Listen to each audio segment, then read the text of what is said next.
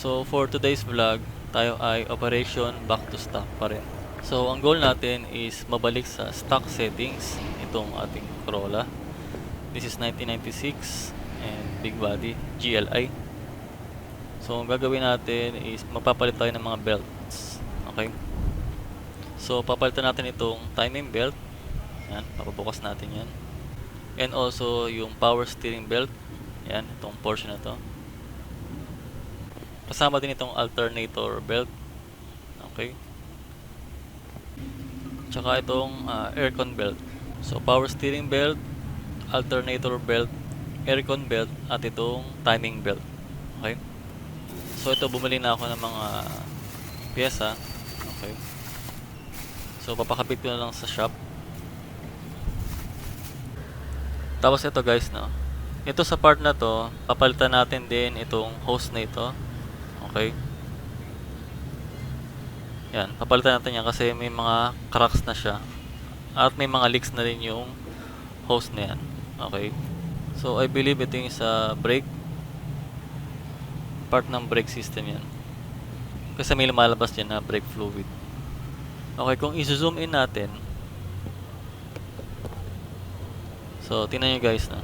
Ayan, may crack na. So medyo delikado na yan kapag nagtuloy-tuloy pa yung cracks and leaks. So dapat na nating palitan. Lalo na at gagamitin natin yan sa long drive. So papakabit natin yan sa auto services na malapit sa amin. Okay, so try nating buksan. So cold start tayo. Neutral. Okay, engine on. Yan. So tayo ay nasa cold start. So ang reading natin is nasa 1000 RPM. Okay.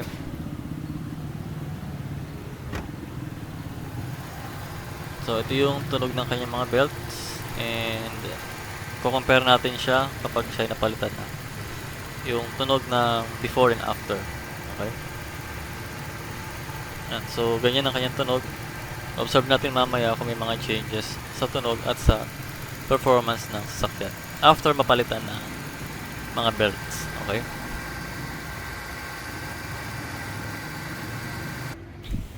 So yun na nga guys, no? Fast forward at sinisimulan ng baklasin. Dito lang yan sa Kalampag Auto Repair Services. Malapit sa Malinta, Valenzuela City. Along highway lang. So ayan na guys, no? So sinisimulan na alisin yung mga lumang belts at papalitan natin itong mga dala natin. Okay. So next project ito naman, may lagotok na kasi yung naririnig, tsaka dapat na siyang palitan din yung mga shocks niya. Okay.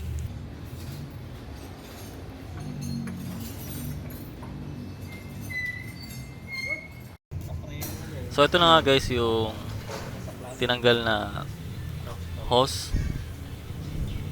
Okay. So kung pamansin nyo, nagkaroon ng remedyo yan. Nilagyan ko lang ng tape. Tingnan yung daming cracks, oh. So delikado kasi dyan dumadalo yung brake fluid. So ito na guys yung mga lumang belts. Okay, so check natin isa-isa kung ano yung mga sira nya. Okay. Ito, kung pamansin natin, meron siyang mga micro cracks. Okay, so may mga cracks na siya na maliliit. Okay, pero ano siya, tuloy-tuloy yung cracks niya, paikot. So ito yung sa ating power steering belt. So medyo luma na at pansin natin, medyo ano siya, no? Parang kulubot na, no? Talagang pabulok na. Talagang ano siya, worn out na talaga. Okay. Next, ito naman ang ating alternator belt. Okay. So ito ang lumang alternator belt. Check din natin ang kanyang situation. Ayan. Halos buong loop ay puro micro cracks. Okay. Ayan guys, sumisira na siya. So update tayo guys, no? Nabutan tayo ng break time ng shop. So nabuksan na nila itong cylinder head. Okay. So medyo madumi na rin siya, no?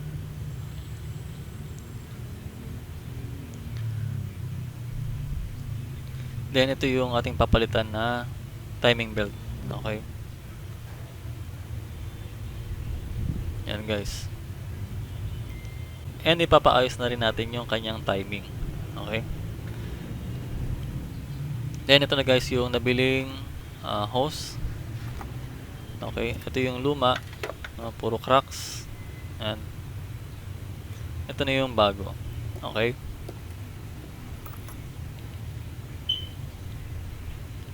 So, ang kagandahan sa kanya, meron siyang spiral na wires para additional cover, protection. So, ang tawag sa kanya ay brake hose. Okay. Flexible brake hose. Okay. So, yan guys, no. Hintayin ko lang matapos yung break time kasi 12 o'clock pa lang. Then, break time mamaya for the updates.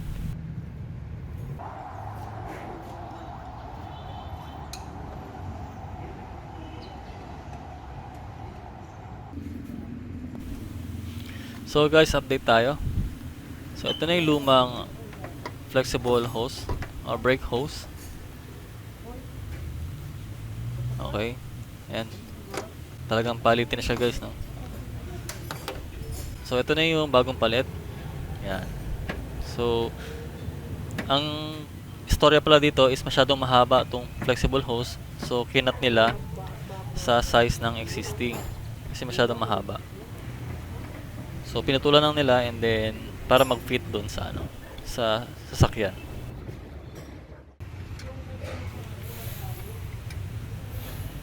So ayan na guys, no. Napalitan na yung mga belts natin.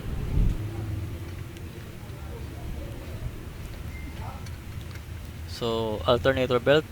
Okay, check natin kung maayos yung pagkakalagay. Yan. So dapat na pipihit siya 90 degrees. Okay.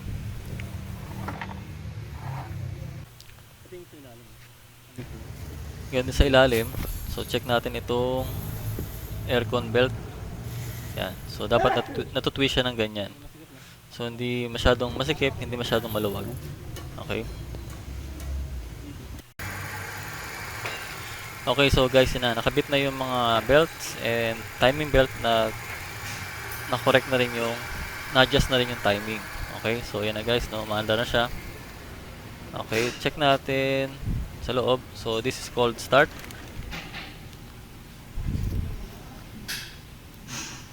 Ayan. So pansin nyo guys, no, umangat ng konti yung RPM, around 1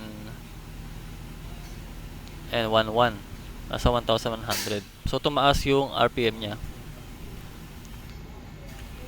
So possible ito dahil nagpalit tayo ng mga belts. So gumanda yung kapit ng belt sa ating mga motor, kaya medyo gumanda yung takbo ng ating sasakyan. Okay? So yan na guys, no. Yan yung kanyang tunog. Yan, lahat yan bago na. Okay? So power steering belt, aircon belt, tsaka alternator belt. Yan. Lahat bago. Pati timing belt. Okay. Also, yung timing belt is pina-adjust na rin natin or pinatono na rin. So, yan yung tunog niya guys. So, i-compare natin sa before and after.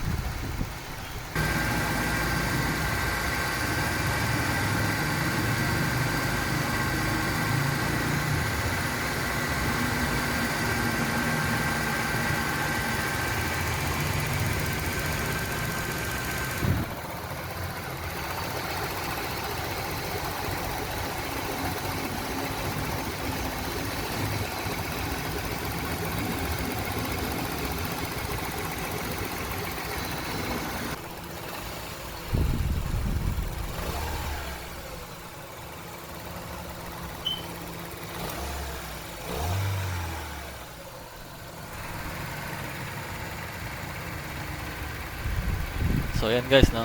So, ready na for long drive tomorrow.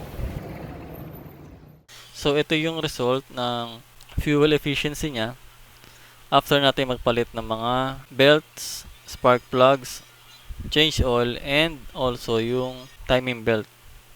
So pumunta kami ng Pangasinan at nagpakarga kami ng gas na 15.55 liters. Okay? So ano lang yan, around 1,000 pesos lang. Papuntang Pangasinan from Valenzuela to Pangasinan. And then the odometer, bago namin tuluyang umalis, so nagpicture muna ako sa gas station at ito yung readings ng odometer. So 202,026 kilometers. And then once na makarating kami sa Pangasinan, so pinicturean ko ulit yung odometer and nag-come up siya sa 202,230 kilometers. So ang kanyang na-produce na kilometers, ang tinakbo niya is 204 kilometers. Okay?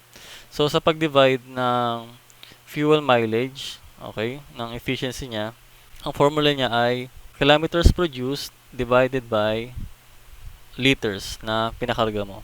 So 204 kilometers divided by 15.55 liters is equals to 13.12 kilometer per liter. Okay, so every 13.12 kilometer may naubos na 1 litro ng gas sa sasakyan. So yan po yung naging result, and ito yung mga references natin. Almost malapit sa target natin na reference talaga ng Corolla. Okay? So, naging effective ang fuel mileage. So guys, ito naman yung previous record natin. Okay? Na hindi pa tayo nakakapagpalit ng mga spark plugs yan and mga belts. Although nag-change oil naman tayo. So nagkaroon ng improvement. Okay? From 9.17 naging 13.12 kilometers per liter. As of now, very happy tayo sa ganitong results. So guys, ito yung total na nagastos natin sa mga piyesa na pinalitan. Also, the labors na binayad din natin para sa pagkakabit. Okay? So, nandiyan na rin nakalagay yung mga brand and specific part numbers just in case na gusto nyo itry para sa inyong mga references. Okay? So, ang total na nagastos natin is 11,235 para lang sa repair and maintenance. So, worth it naman kasi nagkaroon ng impact sa fuel efficiency ng ating sasakyan. Okay? So that's it guys for our today's video. Kung nagustuhan nyo ito, please like and share, and also subscribe na rin sa ating YouTube channel. Okay, see you on the next video. Bye and God bless.